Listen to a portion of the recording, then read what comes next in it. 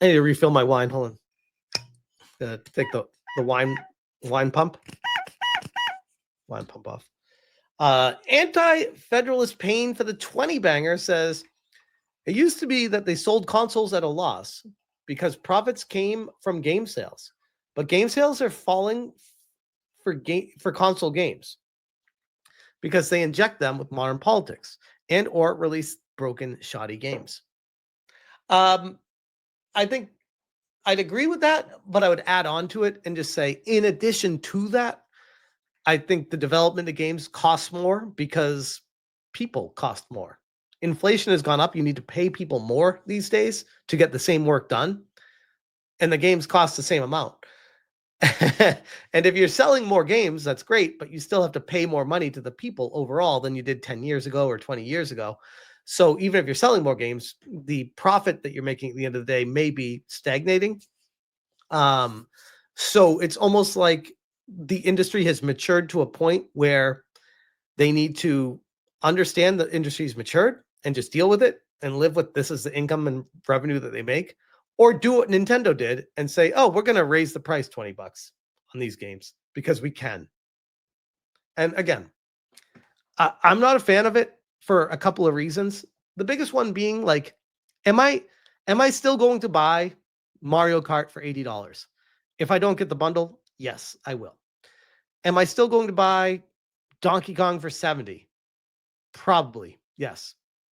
Am I going to buy a third-party game for $80 on the Switch 2?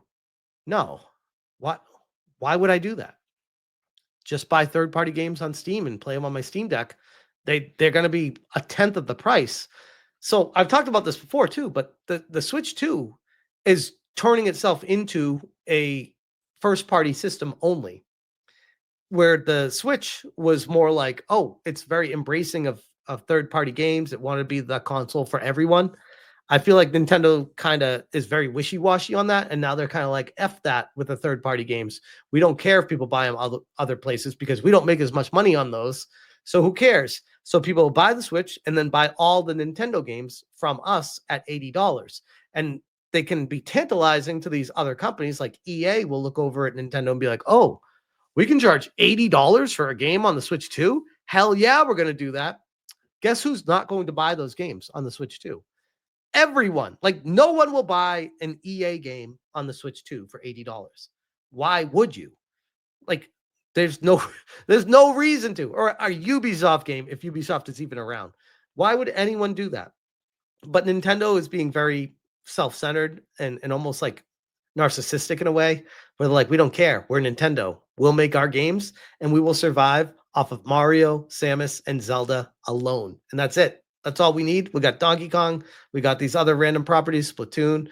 Nintendo will be just fine, but they're going to be becoming a silo, even more so than ever with the Switch 2. That's what I foresee. I could be completely wrong, but my prediction, like 5 years from now, we'll look back at this moment and be like, man, Smash was spot on. There's barely any third-party support for the Switch 2 because everyone's going to other platforms because nobody was buying the games, so these companies didn't see it was worth developing for them. Even if they could charge more for it, if no one's going to buy the games, why would you develop for it? That's the problem. Speaking of the Switch 2 and what to expect out of it, this will bring us in. Look at this transition. Nice, smooth transition into the next topic. For those of you that missed it, the Switch 2 reportedly will perform at PS4 graphic level, according to Digital Foundry. And this comes to us from Dexerto, which I always want to call Dexero, but it's Dexerto, I guess. Well, it's a gigantic ad. Holy ad. Crap, that is like, anyways, here's the ad that I'm looking at. That's like legit half the screen. And when I scroll up, it shows up again. And when I scroll down, it goes away. That is pretty annoying. Nintendo Switch 2 performs at PS4 graphics level, according to analysts. Analysts over at Digital Foundry say that the Nintendo Switch 2 performs at a similar graphics level as the PlayStation 4, just as rumors had claimed over the years, which, I mean, again, doesn't really come as much of a surprise. I don't think anyone's expecting PS4 Pro or PS5 graphics out of the Switch 2. But I think a lot of people forget that the PS4 graphics were incredible. I remember like when I got my PS5, I was expecting like a massive upgrade when I was playing Final Fantasy VII Remake. I remember playing it. I'm just like, I mean, it's a little bit better, I guess, but I mean, the PS4 was legit incredible graphics. And if you can get that on the go with the Switch 2 and for like Metroid Prime 4, I'm in for it. I know, Kira. PS4 is 13 years old, people, 13-year-old technology. I know. But it's on the go and it's going to be Nintendo properties. And again, Nintendo is like the Disney of the gaming world, where people will buy anything Nintendo, just like people will buy anything Disney. Like it is what it is. Brand awareness is peak with them. Rumors are that the Switch 2 is using NVIDIA's T239 chip, an upgraded version of the chip that NVIDIA used for the RTX 30 series graphics cards. While it's derived from that era, Digital Foundry says the rest of the chip is completely new and created specifically for the Switch 2, which explains why the company is calling it a custom NVIDIA chip. With this information, they analyzed the performance of the Switch 2 during the Nintendo Direct and hands-on demos and confirmed that it's about the same as the original PlayStation 4.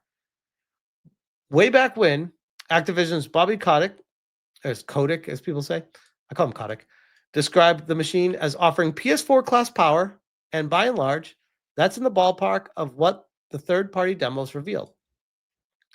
They go on to use several games as an example of their findings, including Elden Ring, Yakuza 0, and Final Fantasy VII Remake.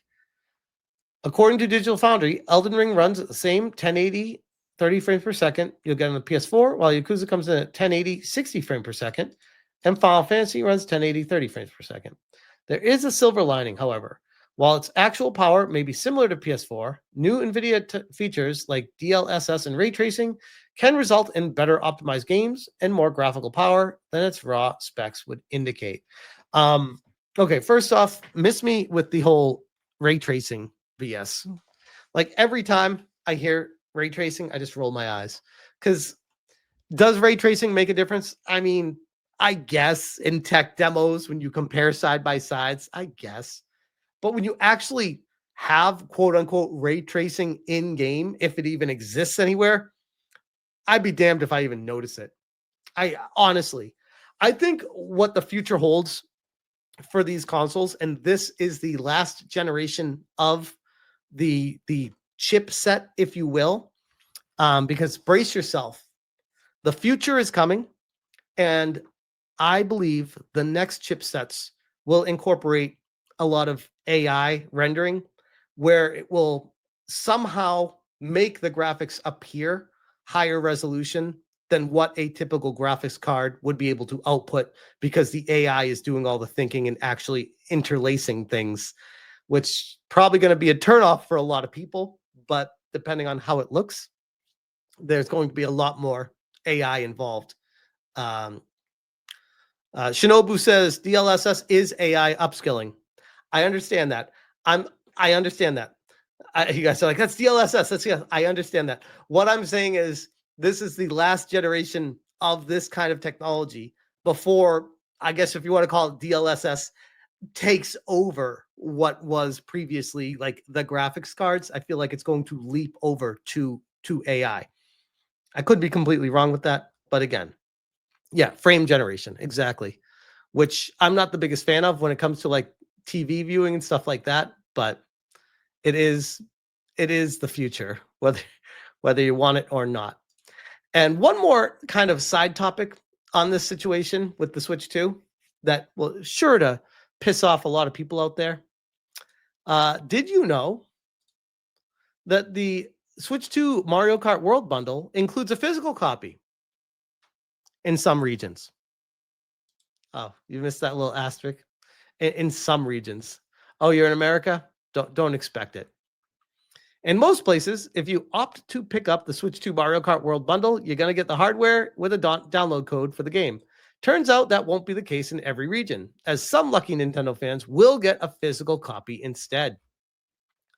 While places like the US are left out in the cold, there will be regions where the Switch 2 Mario Kart World Bundle will net you a physical copy. Here are the locations: Saudi Arabia, Taiwan, Singapore, Malaysia, Thailand, and the Philippines. Oh, damn. Will of the Fans. Will of the Fans is going to be able to get a physical version of Mario Kart World. Yeah, exactly. Why are these regions getting physical copies, you ask? Well, the answer is pretty straightforward. These areas don't yet have Switch Online or the eShop, making the game download impossible. Oh, man. Like, a part of me yearns to go back in time to not have the eShop or online stuff, just to force them to give the physical copy of the game. But then I'm like, wait a second. If they don't have Switch Online, how the hell do you play Mario Kart World? Or is it just free for them? This this brings up more questions than answers right now. Are we to think that if you live in the Philippines, I'm going to have to ask Will of the Fans on this. He'll have to do some research for us. That if you live in the Philippines and there's no Switch Online service, you buy the Switch 2, you get Mario Kart World physically, and you get to play online for free. Carrot Coley says local co-op only. Yikes. That's not great. That's not great. Makes you wonder. But yeah, what a shit show. I've noticed with Nintendo, with the Switch 2, there's an awful lot of region locking going on with how they're selling it cheaper in Japan than anywhere else, and then making it basically impossible to order it if you live somewhere else and get it from somewhere else. They're being very particular with how you're able to access getting a Nintendo Switch 2, which is pretty wild to me. It's pretty wild. But anyways, I'll leave that there. That was basically all the Switch 2 content that I had to cover tonight, I think. Unless there was something else that comes up. But yeah, that was basically it.